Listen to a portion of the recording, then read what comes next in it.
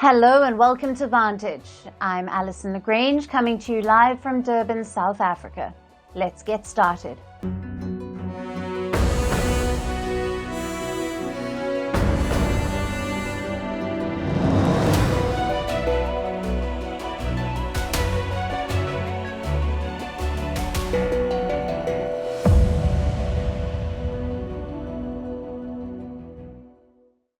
India is readying a major defense push. Some multi-billion-dollar deals are in the pipeline. They could be approved as early as this week. What are the items on the Indian military's wish list? It has been influenced by Operation Sindoor. We'll bring you a special report on India's defense modernization. Also on the show, China and Pakistan are planning an alternative to SAARC. How will India react to this proposed plan? What is Foreign Minister S. Jaishankar's mission in the United States? Why has Turkey arrested cartoonists over a caricature? What triggered the latest episode in Elon Musk's feud against Trump? Why has Thailand's Prime Minister been suspended? And why is sabotage being probed in the Air India plane crash? All this and more lined up. But first, the headlines. Germany arrests a suspect for allegedly spying for Iran. The Danish suspect is accused of spying on Jewish organizations and people in Berlin. German authorities say the alleged spy was doing reconnaissance work to possibly carry out terrorist attacks on Jewish targets. Last September, German police shot dead a man who allegedly had ties to radical Islam. Moscow claims to have seized all of Luhansk region. It's one of 4 regions that Russia annexed from Ukraine in September of 2022. This would make Luhansk the first Ukrainian region to be fully occupied by Russia since the war began more than 3 years ago. In 2014, Moscow had annexed Ukraine's Crimean Peninsula. Bangladesh's former Prime Minister Sheikh Hasina denies crimes against humanity charges. That's according to her state-appointed defense lawyer. Hasina is facing charges of abetment, incitement, conspiracy, and failure to prevent mass murder. The United Nations says nearly 1,500 people were killed between July and August of 2024. Hasina fled to India after mass protests toppled her government last August. India's manufacturing activity hit a 14-month high in June. It was driven by a significant rise in global sales, which boosted output and sparked record-breaking hiring. The factory output grew at its fastest pace since April last year. Export orders recorded their third highest growth rate since March of 2005. In Mali, suspected jihadists attack military installations in several towns. This is the latest series of attacks in the junta-led country, which has seen a resurgence in violence in the wider Sahel region.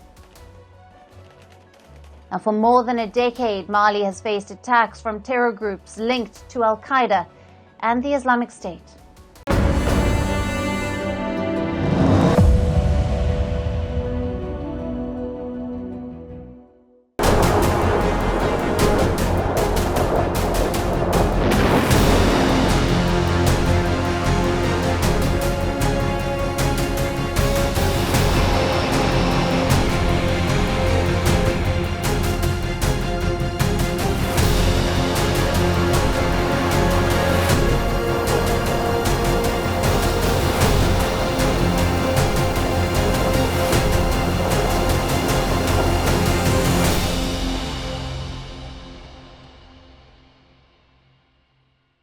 It's been almost 2 months since Operation Sindoor, since India's decisive victory over Pakistan. But the job isn't done yet. Past success does not protect you in the future. So the key is to keep investing and upgrading. And that's what India is doing. India's top defense purchasing body is meeting this week. It's called the DAC, or the Defense Acquisition Council. This council is led by Defense Minister Rajnath Singh. Its job is to clear weapons purchases. Now, this week's meeting is the first after Operation Sindoor, so naturally there is extra focus on it. Reports say the council will take up deals worth 1 lakh crore rupees, which is around $11 billion. Let's quickly go through some of the weapons. The Army is hoping to get new air defense missiles, specifically QRSAMs, or Quick Reaction Surface-to-Air Missiles. These were developed by the DRDO, which is India's state-run military research lab. Their range, up to 30 kilometers. The goal is to deploy them along the Pakistan border. Now we come to the Navy. The Indian Navy is hoping to acquire made-in-India sea mines. These are basically water-based explosives. They can destroy ships or submarines. Beyond these, the Navy is also eyeing underwater autonomous vehicles. Its capability to carry out surveillance and combat. Which brings us to the Air Force. The Indian Air Force reportedly has 2 major items on its wish list. The first is upgrading the Su-30 fighter jets, better computers, better avionics. The second is buying 3 new spy planes under the I-STAR program. Now, I-STAR stands for Intelligence, Surveillance, Targeting and Reconnaissance. These planes will be bought from an original maker. In India, they will be modified by the DRDO. And that sums up the Indian military's wish list. 2 trends stand out in these items. The first is the emphasis on homegrown technologies. Whether it's the air defense missiles or the undersea mines, they are being developed in India. It's part of the government's indigenization goal. At the same time, foreign deals are not dead, especially the deals with Russia. After the Ukraine war started, many people doubted India's military ties to Moscow. The West urged New Delhi to rethink those purchases. Yes, the scale has reduced, but for advanced systems, India still turns to Russia. Just consider what happened last week. India's defense minister met with his Russian counterpart at the SCO summit.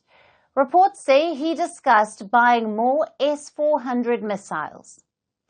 India is set to receive 2 S-400 squadrons by the year 2027. But reports say New Delhi is keen to buy 2 more. Same with warships. India is set to commission a new frigate today. It's called the INS Tamal. The ship was built in a Russian shipyard in Kaliningrad. But 26% of its components are Indian. It is actually equipped with the BrahMos cruise missile.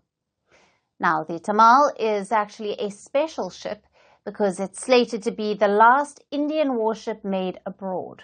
The plan is to make all future warships at home. Like I said, indigenization is the goal. Another goal is speedy purchases. The Defense Secretary made that clear recently. He said the objective is to reduce timelines for clearing purchases from 2 years to around 6 or 8 months. Some of these steps in this process have to be compressed, and that is the kind of accountability I'm sort of seeking from my own officers and from the services when it comes to field evaluation trials, which are mainly done by the services. I intend to sort of ensure that they also get it done in about 6 to 8 months rather than 2 years that they've been taking earlier. These deals must be put into context. It is coming just 2 months after Operation Sindoor. So naturally, it's a reflection of that conflict, of India's latest priorities. After the fighting, India increased its defense budget. Around 50,000 crores were added to it, which is around $5.8 billion. So the first step was to expand the military budget. Now you are seeing the second step, acquiring more weapons. Clearly, there is a focus on air power and air defenses. Pakistan fired dozens of drones and missiles at India, so New Delhi is focusing on aerial warfare. Hence the QRSAM order and the Su-30 upgrades. The fighting with Pakistan was also an advert for Indian-made weapons like the bromance and the Akash missiles, which is why the military is doubling down on Indian tech. Of course, this modernization push won't be limited to one round of purchases. It will be a long-term plan. The key is to identify areas of importance, identify the sort of tech you need, and purchase them ASAP. Because in warfare, time is of extreme importance.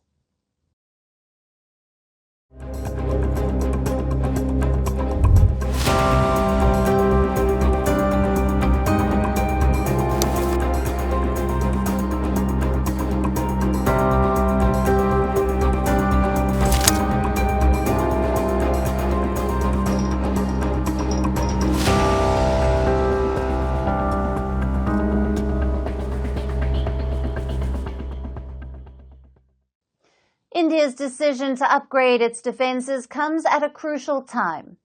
Threats within the region are growing. China and Pakistan are mounting fresh challenges for India. A new report has emerged. It says Islamabad and Beijing are working on a new proposal. They want to create an alternative to SAARC. SAARC stands for the South Asian Association for Regional Cooperation. It is a grouping of South Asian countries. Its members include India, Afghanistan, Bangladesh, Bhutan, the Maldives, Nepal, Sri Lanka, and Pakistan. Now, this group has been dormant for years now. China and Pakistan have a plan to replace it. Reports say Islamabad and Beijing have been discussing the idea. Talks are at an advanced stage. Both countries have made some moves already. Recently, there was a trilateral meeting in China's Kunming. Beijing hosted foreign secretaries of Pakistan and Bangladesh. Apparently, this meeting was a diplomatic maneuver, possibly a step toward building this SAARC alternative.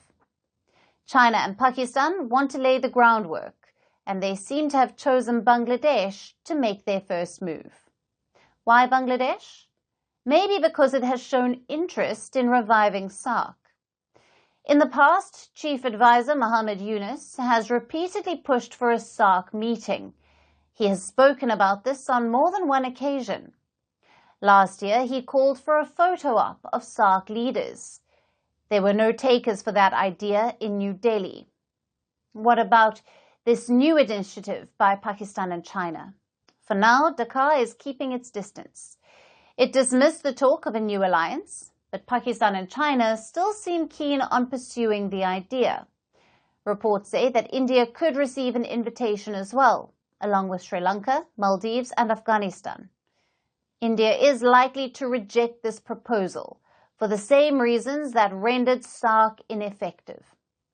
One of SAARC's main objectives was economic integration. It was supposed to boost development through regional cooperation, but security is a prerequisite for any economic plan. These initiatives cannot succeed if the partners cannot assure security. Time and again, Pakistan has undermined that principle. Its state sponsorship of terrorist groups puts the region at risk. That makes any genuine cooperation impossible. India has raised this issue multiple times at SAARC meetings. It has exposed Islamabad's backing for terror organizations. S. Jaishankar highlighted this issue as recently as last year. He is India's External Affairs Minister. Now, Jaishankar blamed cross-border terrorism for paralyzing SAARC. Other SAARC members have backed India's position. They shifted focus from SAARC to BIMSTEC. Now, in recent years, BIMSTEC has emerged as a true alternative to SAARC. Most South Asian countries are a part of BIMSTEC. Pakistan is not a part of it. Now, BIMSTEC members met earlier this year. The members decided to expand cooperation on security matters. BIMSTEC decided to partner with the UN. Now, this is to address a wide range of security challenges, from drug trafficking to cyber exploitation. The message from BIMSTEC's summit was clear.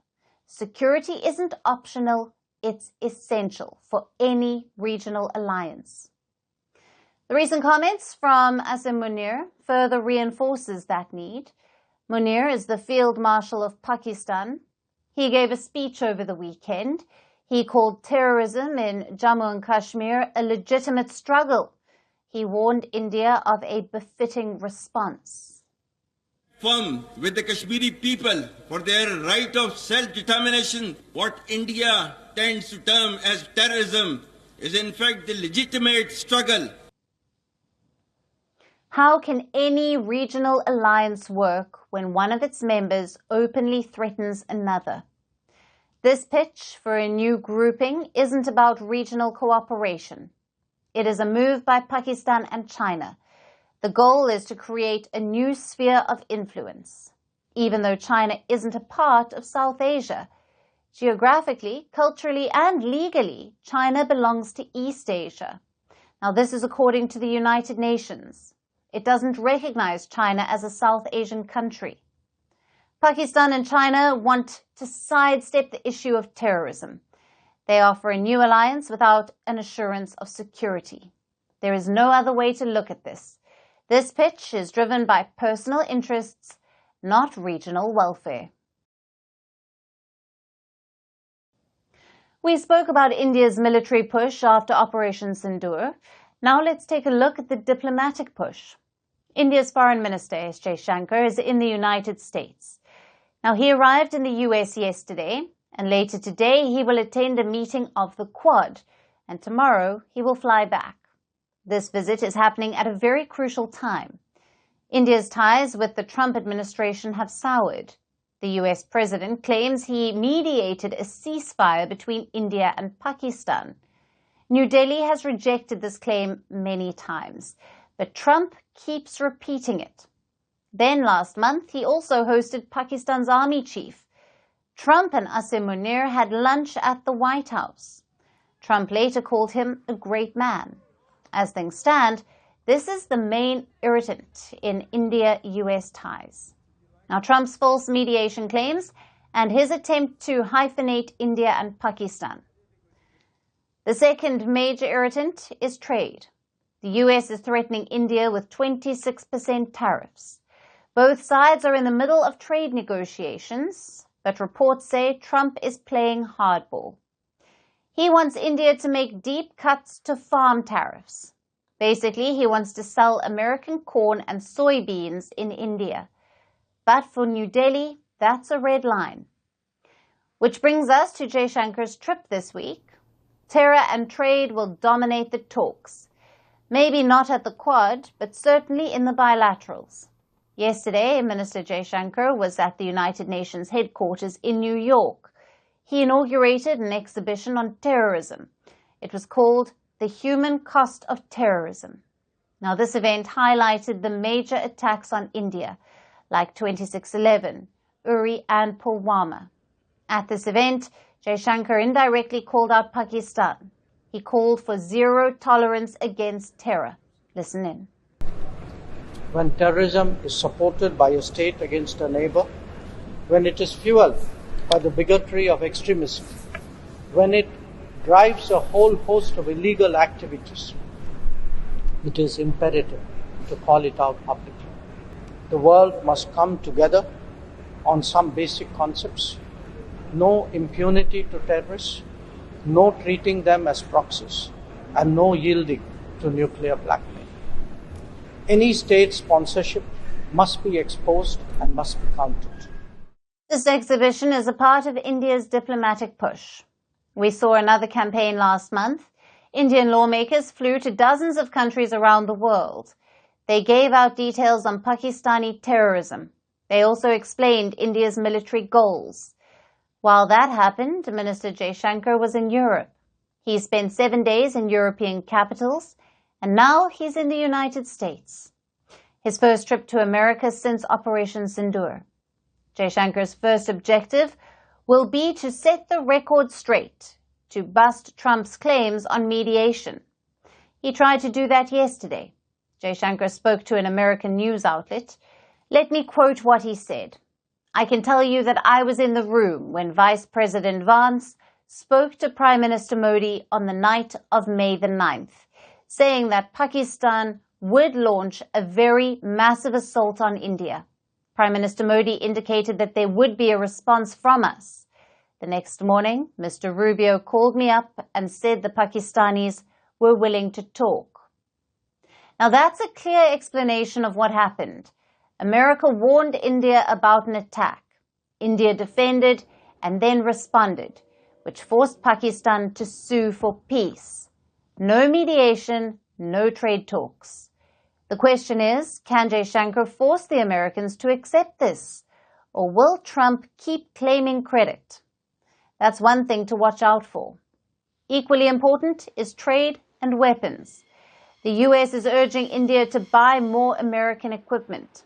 Trump is offering the F-35 fighter jet to India, but New Delhi hasn't committed yet. Either way, the big story is this. Until recently, India-US ties were on autopilot. They were going from strength to strength. But Trump's rants have changed that trajectory. Both sides have serious concerns. India about Trump's Pakistan policy and the US about India's trade policy. Can both sides move past these roadblocks? Or will they derail the progress made in the last 2 decades? This trip could have the answers. A cartoon meant to highlight the horrors of war has triggered outrage in Turkey. It started as an image published in the satirical magazine Liman. It showed 2 figures floating over a war-torn skyline. One of them was called Muhammad. The magazine said it was a commentary on the innocent lives lost in war, particularly in Gaza. But within hours, it exploded into something much bigger. Social media claimed it was a caricature of the Prophet. Accusations of blasphemy flooded in. Turkey's government swiftly condemned the image. Protesters marched on the magazine's offices, and 4 people involved with the cartoon were arrested. Our next report brings you the details. It started with a cartoon. 2 winged figures floating over a war-torn skyline. One corrector says, "Peace be upon you, I'm Muhammad." The other replies, "Peace be upon you, I'm Musa." Below them are bombs, destruction, and chaos. It was meant, according to the Turkish satirical magazine Liman, to highlight the suffering of innocent Muslims caught in violent conflict, particularly Israel's ongoing bombardment of Gaza. But within hours, the image spiraled into something else entirely. For arrests, violent protests, riot police in the streets,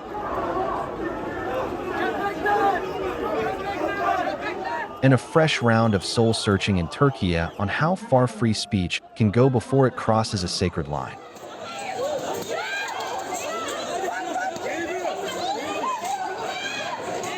The cartoon at the heart of the saga was published by Liman. This is a well-known Turkish satirical magazine that has long pushed political and cultural boundaries. The magazine insists this was not a depiction of the Prophet Muhammad. Rather, they say it was a symbolic tribute to a Muslim victim of war. But many didn't buy that explanation. Social media erupted with accusations of blasphemy. The government stepped in quickly. By the next day, Turkey's interior minister had denounced the image as shameless, and arrest orders were issued. Turkish police detained 4 people associated with the cartoon: the cartoonist, the editor-in-chief, the graphic designer, and the institutional director. They are being investigated under Article 216 of the Turkish Penal Code. This criminalizes inciting hatred and enmity and publicly insulting religious values. Meanwhile, hundreds of angry protesters marched on Liman's offices in Istanbul.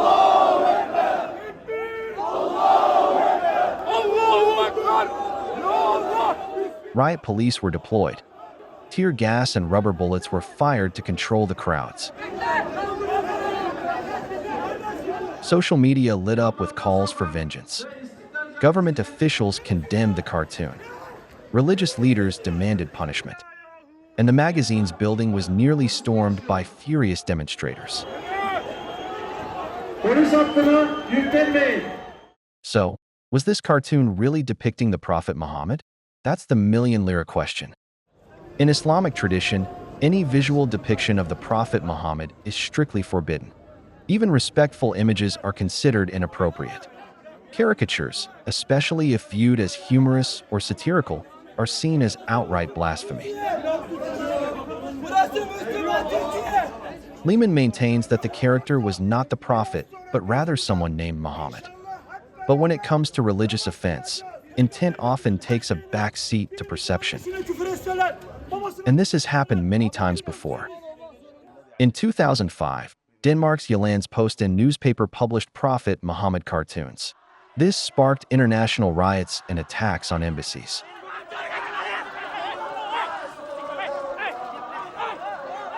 In 2006, American show South Park's creators tried to include Prophet Muhammad in episodes. But after threats and controversy, the scenes were censored or pulled. In 2015, the French satirical magazine Charlie Hebdo was attacked by gunmen after publishing caricatures of the Prophet. 12 people were killed. Now, Turkey finds itself in familiar territory, balancing on the tightrope between freedom of expression and religious sensitivity. The courts will decide the fate of the cartoonists. But the deeper debate about art, faith, and what society can tolerate is far from over.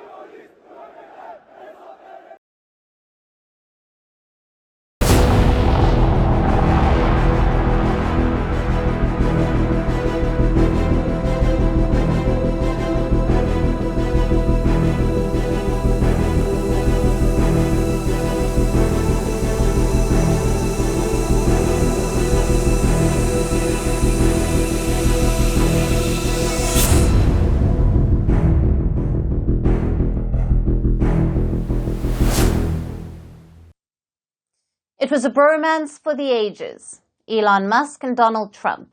The Tesla CEO backed Trump's re-election bid, dropping $277 million to get him into the White House. Trump, in return, gave Musk a seat at the big boys' table. He wasn't a cabinet member, yet the Tesla CEO called the shots and ran a government department named Doge. It was like nothing could derail this power couple. Yet now, a simple bill has caused this friendship to explode. I am talking about Trump's big, beautiful bill. This is the US president's signature policy proposal. It includes $4.5 trillion worth of tax cuts, border security boosts, and healthcare rollback. Trump wants the legislation on his table by the 4th of July, so the US Senate is now racing to pass it. It is now working overnight as marathon voting sessions drag on. The Democrats have tried stalling it, and now they have an unlikely ally in Elon Musk. He has called out the bill again. Now, some context here. Elon Musk has never been a fan of this bill. Earlier, when Trump had touted this, the Tesla CEO publicly opposed it. Elon Musk slammed the bill. He talked about how it would increase US debt. He even got into a public spat with Trump. All of that had subdued for a few weeks, but there is a new episode now in this political drama sitcom. On his platform X, Musk didn't mince words. He said every congressperson backing this should hang their head in shame. Then he went full crusader mode. He said, and I quote, "They will lose their primary next year if it is the last thing I do on this earth." You would think the theatrics had peaked, but not for Elon Musk. The Tesla CEO soon dropped a bombshell. He said, and I quote, "If the insane spending bill passes, the America Party will be formed the next day." Yes, Elon Musk now wants to launch his own political party. He is threatening to break the two-party mold with something called the America Party.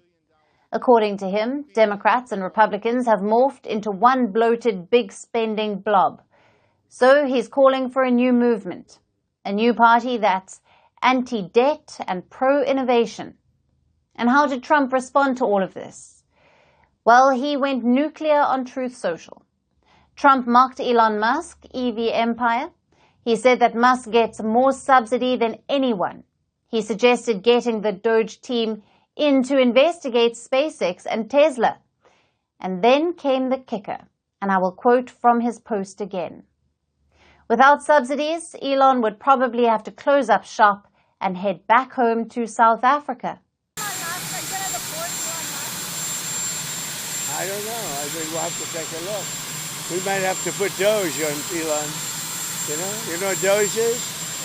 Doge is the monster that might have to go back and eat Elon. Wouldn't that be terrible? He gets a lot of subsidies, Peter. But Elon's very upset that the EV mandate is going to be terminated.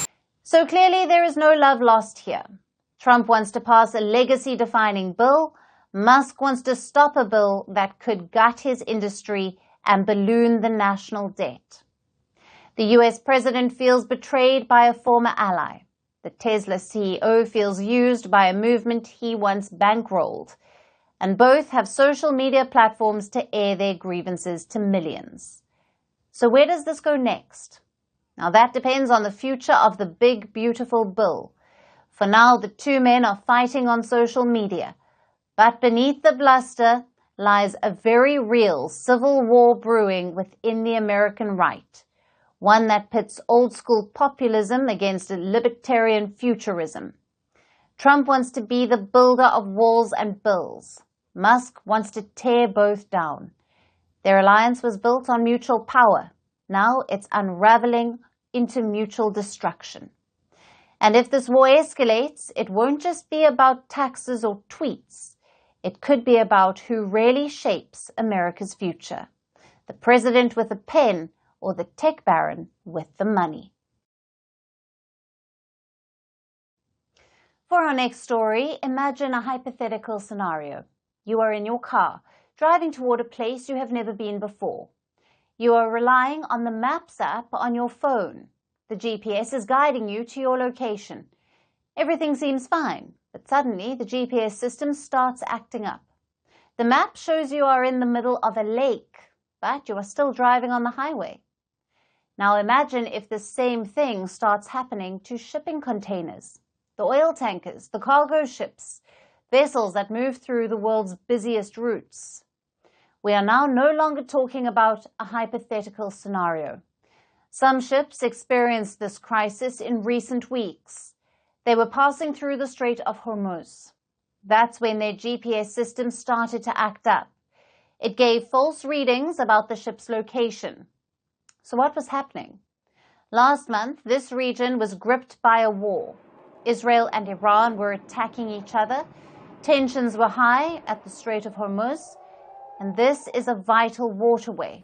About a fifth of the world's oil supply passes through here. Signal jammers were being deployed by Iran and Israel. This was interfering with the navigation systems of these ships. In one of the cases, only one oil supertanker was seen on a hilltop near an Iranian gas field. Obviously, this wasn't the case, but it goes to show how vulnerable these supply ships are. The world economy practically runs on these vessels. We are talking about over $2.8 trillion worth of yearly trade here. Any major disruption can cause losses worth billions. This is not a new problem. It happens way too frequently now. That too across various critical maritime routes. Let's look at some data. This was from July of 2024 onwards. Over 5,500 such incidents have been recorded when ships were detected on land due to false signals. Now, these reports were gathered from 6 regions: the Red Sea, the Persian Gulf, Hormuz, the Eastern Baltic, the Western Baltic, and the Black Sea. This data highlights how the risks on the high seas are growing and expanding, and this has a direct impact on the global economy. Disruptions at sea slow down economic activity. Last year, global supply chains were impacted, especially in the month of July. There were shipping delays. It led to a reduction in export orders. The cost of shipping also spiked. There were a couple of reasons for this. First, the low water levels at the Panama Canal. It restricted the movement of vessels. and second, the attacks on the ships by the Houthi rebels on the Red Sea. This forced many ships to change routes. They started avoiding the Red Sea and they were forced to travel all the way around Africa to reach Europe. This delayed many shipments by up to 2 weeks. There is a clear takeaway from this.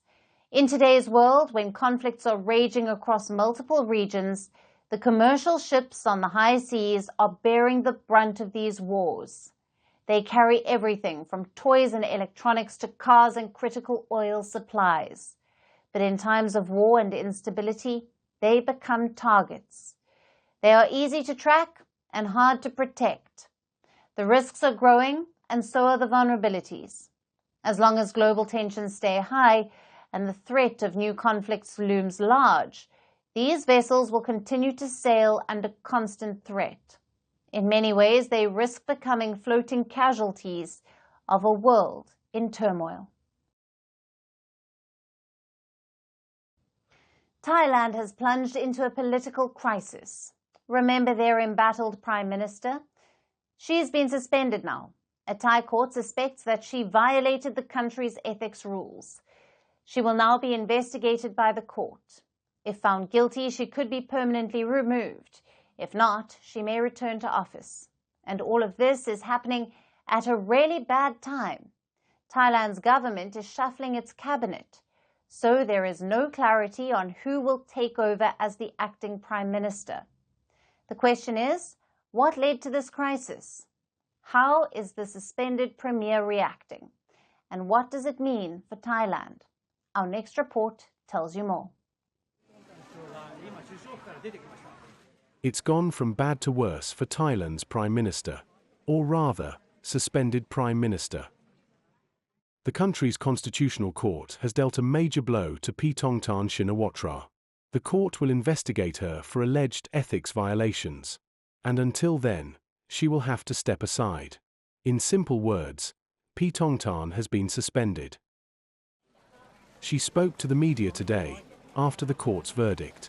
While she accepted the decision, she reiterated that she did nothing wrong. The court has made its decision and I accept it. I will be suspended, but I have 15 days to present my evidence. I will do my best to show that I am fully committed and have acted with 100% dedication. What led to this suspension? And who will rule Thailand in the interim? This controversy dates back to May this year.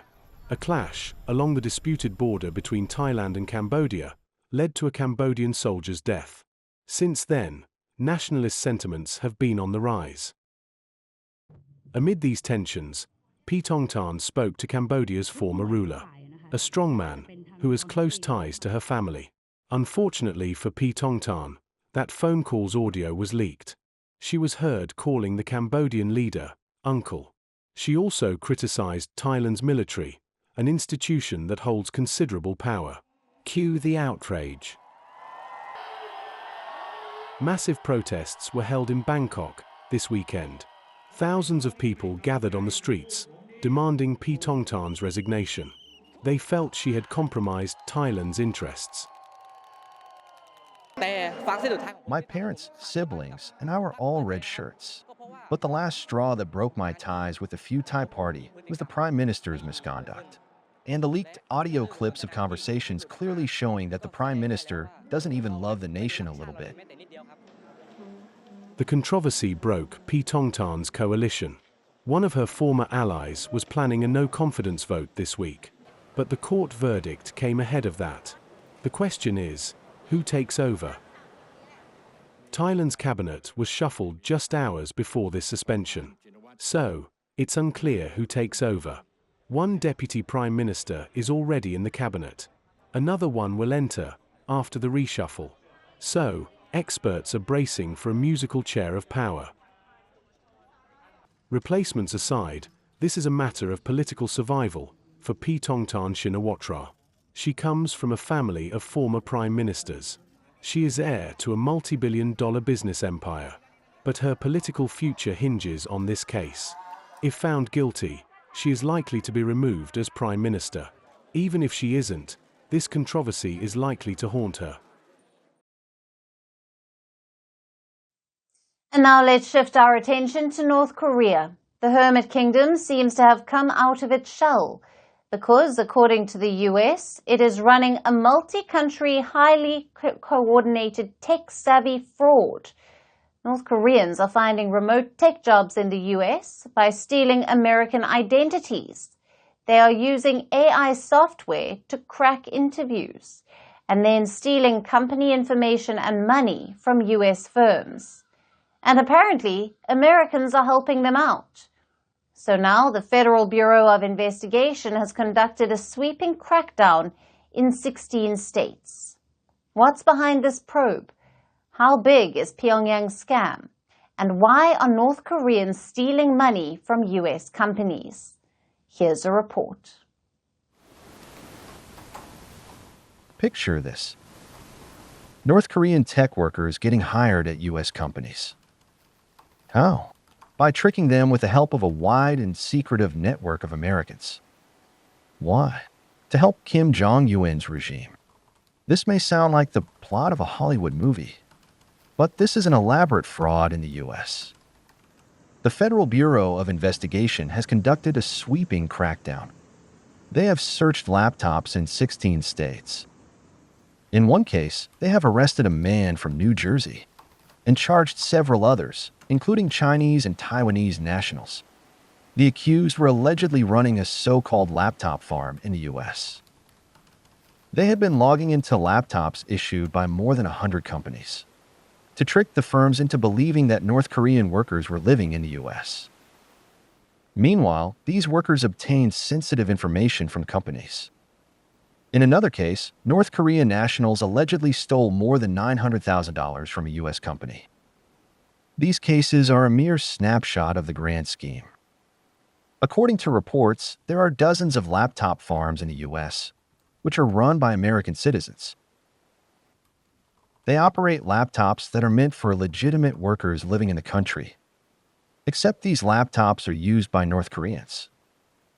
The scammers steal US identities and apply for jobs. Sometimes they even use AI technology to crack interviews. And once they do, they coordinate with so-called laptop farmers who provide them with a cover. The Americans involved accept laptop deliveries, set up internet connections, keep the laptops running, and facilitate the paychecks. Meanwhile, the fake North Korean workers do their apparent jobs without leaving their country using a remote work software. And it goes deeper than this. According to reports, many North Korean tech workers even set up front companies, especially in China or Russia, which help them secure jobs easily. According to recent findings by cybersecurity experts, many Fortune 500 companies have fallen victim to this plan. And this operation is booming with the explosion of remote work since the pandemic.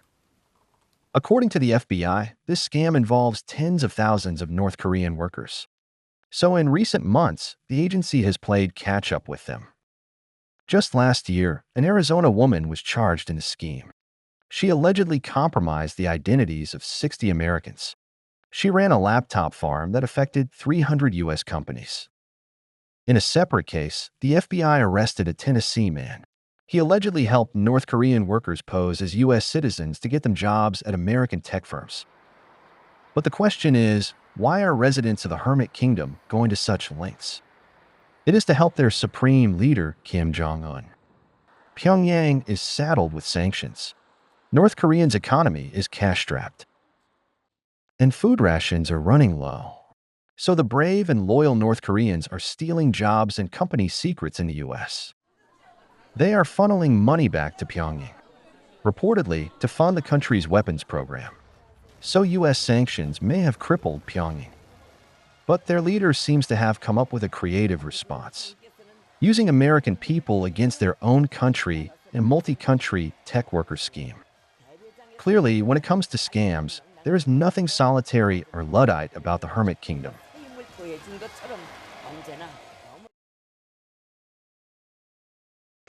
It began with an ordinary takeoff, but it ended in the deadliest aviation disaster the world has seen in over a decade.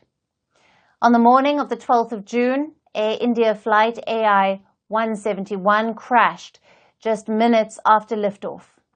Of the 242 people on board, only one survived.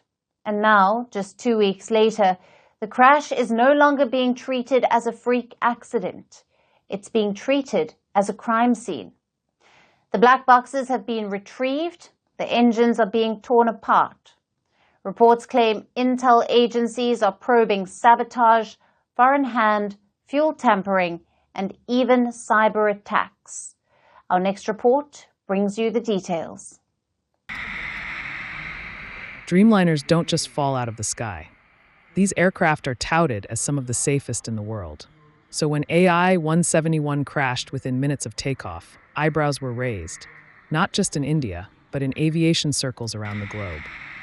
Intelligence and aviation authorities aren't taking any chances. They're using what insiders are calling a prevention through elimination strategy. That is essentially ruling out every possible foul play scenario. And some of those scenarios are chilling. Reports suggest one of those scenarios is a sabotage angle. Reports claim that investigators are examining 7 distinct possibilities. One is fuel tampering. Forensic teams are inspecting fuel hydrants, supply contracts, and chemical samples to detect any trace of adulteration. Second is maintenance sabotage. Were critical repairs skipped? Did someone alter components without clearance? Maintenance logs and technician records are being scrutinized for inconsistencies. Third is cyber-physical attack. Intelligence officials are exploring the possibility of malware or remote interference with the aircraft's software. Four is a security breach. Who had access to the plane before takeoff? CCTV footage and biometric access logs are being checked to rule out unauthorized entry. 5 is a targeted attack, on possibly a high-profile passenger or cargo on board. Manifests are being cross-checked to find answers. 6 is foreign interference. Agencies haven't ruled out the hand of hostile nations or non-state actors trying to send a message. 7 is air traffic control manipulation. Could the flight path or signals have been compromised from the ground? Interference in the tower's instructions is being considered. In short, reports claim every angle is on the table. The truth may still be weeks, if not months, away, as the black box investigation continues. But while investigators dig through every detail, trouble is mounting for Air India. 2 international law firms, Keystone Law in the UK and Wisner Law in the US, are now preparing lawsuits on behalf of crash victims' families. And they're not suing just Air India. Boeing could be next. The basis for this lawsuit is a powerful international treaty, the Montreal Convention of 1999. Under this agreement, airlines are strictly liable for any passenger injury or death during international flights, regardless of fault. Families can file claims in multiple jurisdictions, including the country of the airline, the destination, or where the passenger lived.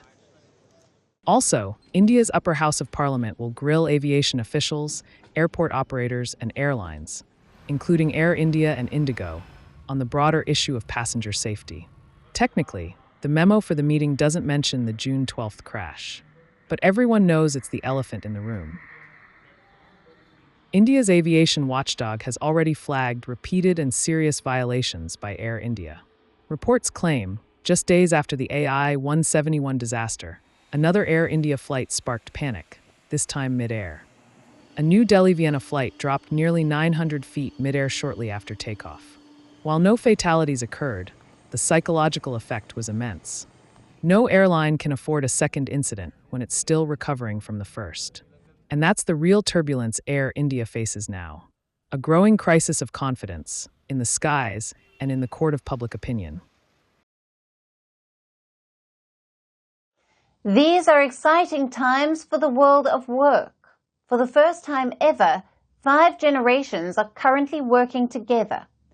But can you guess which generation is inviting the most complaints? Gen Z, or those born between the late 1990s and the early 2000s? Employers say Gen Z treats the office like their bedroom. They scroll through social media during meetings, they don't dress appropriately, they lack professionalism and work ethic. I can go on, but simply put, people complain that Gen Z workers lack basic office etiquette. So now companies are hiring etiquette experts to train young employees. Here's a report. They want to be promoted few months into the job. They don't know how to dress appropriately. They treat the office like their bedroom. They use slangs and ghost their bosses. Employers have 99 problems, and most of them can be chalked up to Gen Z, or those born between late 1990s and early 2000s. Over the past few years, Gen Z has increasingly joined the workforce, and offices have become battlegrounds for generational wars.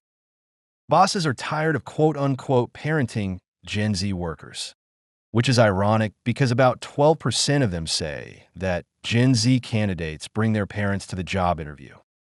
So now, bosses are bringing in the big guns. According to reports, many U.S. companies are hiring etiquette experts to train Gen Z in basic workplace manners. Everything from how to make eye contact to where to stick name tags. Some etiquette coaches say that their bookings have risen by 50% over the past few months. And as per reports, trainers charge $2,500 for 90-minute workshops. As absurd as this is, employers say it is important. They say Gen Z is entitled, lacking in motivation, and easily offended. According to a survey, 1 in 8 hiring managers don't want to hire recent college graduates this year. And 1 in 4 say that young workers are unprepared to join the workforce. That's a polite way to say that Gen Z is an employer's nightmare. In fact, nearly half of hiring managers name this generation as the most challenging to work with. But Gen Z finds this deeply sus or suspicious. From a perspective, older generations have no work-life boundaries. Only 6% of young workers say that their primary goal is reaching leadership positions because they're more focused on work-life balance. To them, work is a part of life, meaning it should be taken less seriously. And this thinking has shaped a lot of trends in recent years. From quiet quitting to lazy jobs, mouse jiggling or only pretending to work, and conscious unbossing or choosing to not be a boss. And this is cringe to older workers. But the fact is, every generation brings something distinctive to the workplace. Gen Z prioritizes personal health and well-being. It values a global community mindset and authenticity. Plus, Gen Z is quick to learn new technologies, which is why this generation is driving innovation. Companies want tech-enabled business transformation, and they need Gen Z workers. So it is about time that the generational wars stay out of the workplace. Companies need to boost multi-generational collaboration. They must encourage employees to let go of stereotypes. And both young and older workers have to work together. After all, as the workforce changes, so must the workplace. Also, upskilling is important, and this applies to both hard and soft skills. Just as older generations learn new tech tools, the young must learn how to adjust in a workplace. In this regard, training Gen Z sounds like a reasonable choice. But when companies shell out thousands of dollars to tell young workers how to make eye contact on company time, they should expect a few eye rolls. And not just from Gen Z. And now it's time for Vantage shots, images that tell the story. A rare cloud resembling a tsunami wave amazes beachgoers in Portugal. San Francisco celebrates the final weekend of Pride Month with a rainbow laser. And Prague polar bears chill out in ice as heat wave hits Europe. Finally, taking you back in history, on this day in 1997, Hong Kong was handed over to China after 156 years of British rule. Beijing agreed to govern Hong Kong under the principle of one country, two systems. That meant that it would enjoy wide-ranging autonomy for the next 50 years. But since 2020, China has tightened its grip on Hong Kong with a new national security law. Leaving you on that note, thank you for watching. See you tomorrow.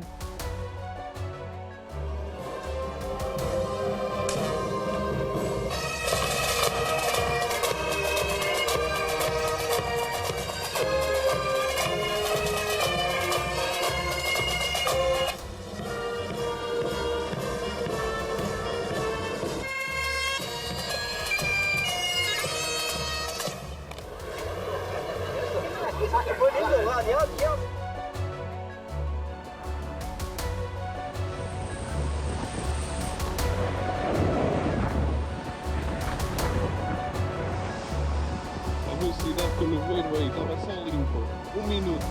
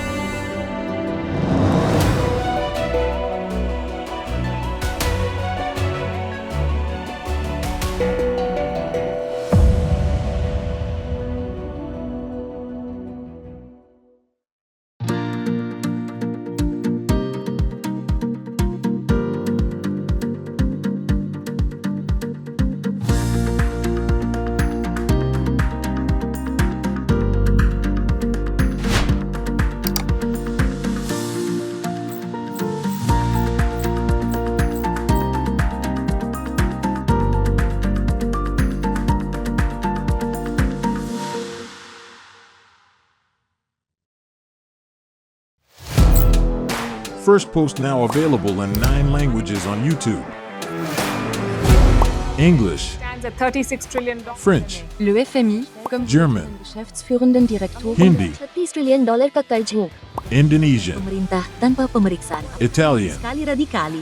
Japanese, $4 trilhão mo. Portuguese, Por causa do próprio balanço patrimonial. Spanish. Beautiful bill. Go to Settings, click on Audio Track and select a language of your choice. Be the first to know what's happening around you in your first language. Firstpost.